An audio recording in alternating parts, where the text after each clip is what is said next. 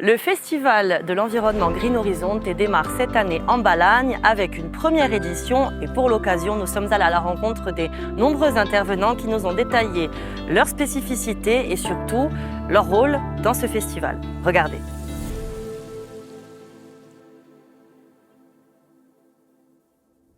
Au sein de Green Horizonte, on parle aussi de gastronomie, avec notamment la venue d'un invité prestigieux, Monsieur Pablo Jacob. Pablo Jacob, bonjour. Bonjour. Donc vous êtes cuisinier.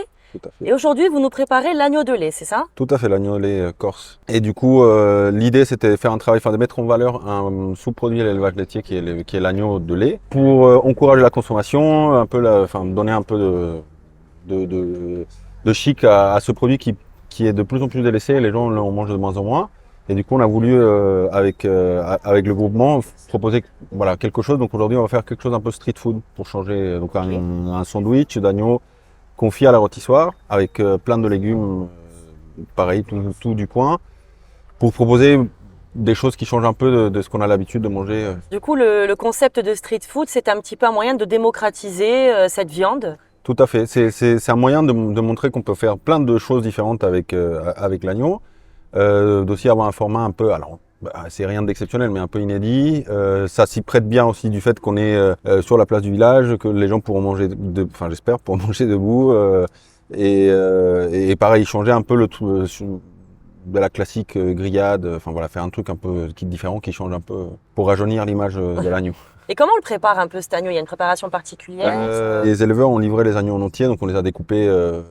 Donc pour deux moments, il y a ce midi et demain dimanche midi. Donc moi j'ai gardé les parties de cuisson longue, donc plutôt le gigot et l'épaule. On a fait une marinade avec plein d'herbes, de l'ail, des épices, un petit peu de piment. On a mis à cuire très fort d'abord et ensuite tout doucement, donc c'est dans la rôtissoire, donc ça tourne tout doucement. On récupère en fait tous les jus qui tombent et on fait une sauce, un espèce de jus pour donner davantage du goût en fait au moment d'effilocher. Donc une fois que l'agneau est bien cuit et qu'on peut l'effilocher, on l'effiloche et avec tous ces jus et tout ça, ça va être moelleux et délicieux, j'espère. C'est un aliment que vous avez l'habitude de travailler? Oui, beaucoup, ouais. Oui, je travaille beaucoup d'agneaux dans mon restaurant, donc j'ai un restaurant en Normandie.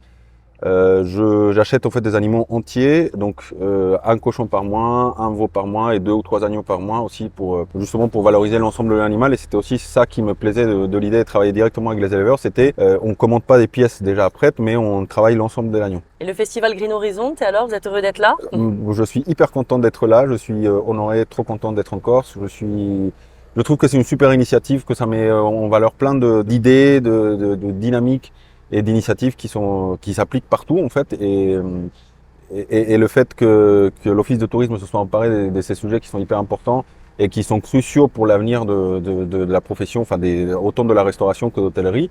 C'est important de réunir tous ces gens qui ont plein d'idées, plein de démarches, qui peut-être se trouvent chacun dans leur côté et que d'un coup ils voient qu'en fait on voit, parce que moi aussi je fais partie de ça, nous ne sommes pas tout seuls, qu'il y a plein de gens qui essayent, donc c'est super, je suis hyper content. Puis la Corse, c'est une terre quand même qui est assez riche, au niveau même gastronomie. Je ne sais pas si vous connaissiez déjà. Alors, j'en étais jamais venu en Corse, mais je connaissais assez bien les produits corses.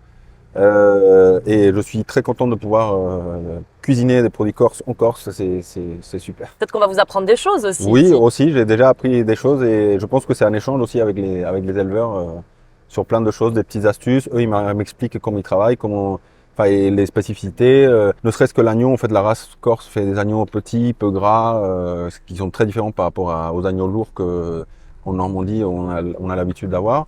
Donc, ne serait-ce que ça, c'est un produit qui change et c'est chouette de pouvoir le faire. Peut-être que vous allez finir par produire aussi, vous aussi, de la cuisine corse chez vous. Oui, je pense que je vais emporter quelque chose.